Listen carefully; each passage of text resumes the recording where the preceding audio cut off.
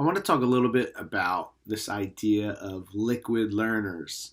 And it's a interesting idea because it actually comes from the book Dedicated by Pete Davis. In the book, it came across this quote. Here's what he says. He's talking about our current generation right now, and he says, I've come to believe that the defining characteristic of my generation is keeping our options open.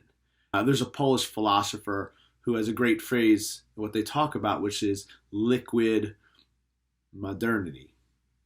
We never want to commit to any one place or community, so we remain like liquid in a state that can adapt to any future shape. And it's not just us, right? The world around us remains liquid too. We can't rely on any job or role or cause or institution to stick around, right? If we've been living in this world for any more than 10 to 20 years, we have seen those things continue to change and morph and not stick around.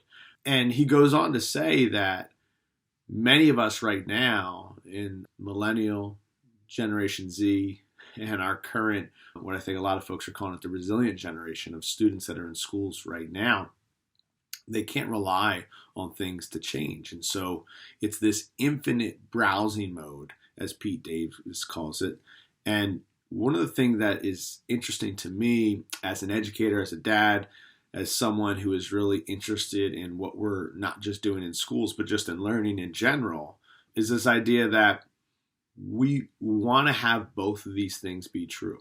We want our students to become people who are adaptable, right? Just let's look at the past 15 months. The adaptable people were the ones that were able to be resilient and move on in this craziness of a pandemic that's still going on. But we also want our students and people in general to be able to commit to something deeply and purposeful and have passion. So put this into school perspective, and this is where kind of the term adaptable comes into play. How do we promote liquid learners? Are our activities, assessments, and curriculum static?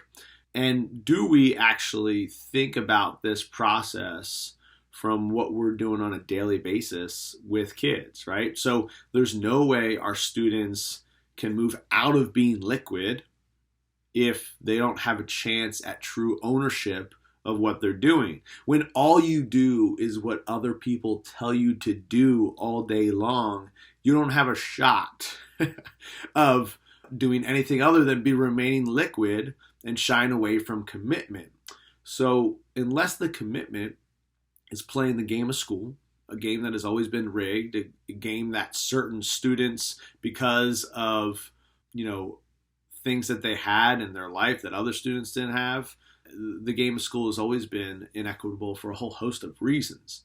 But unless you are committed to that game of school, you're most likely going to be a liquid learner.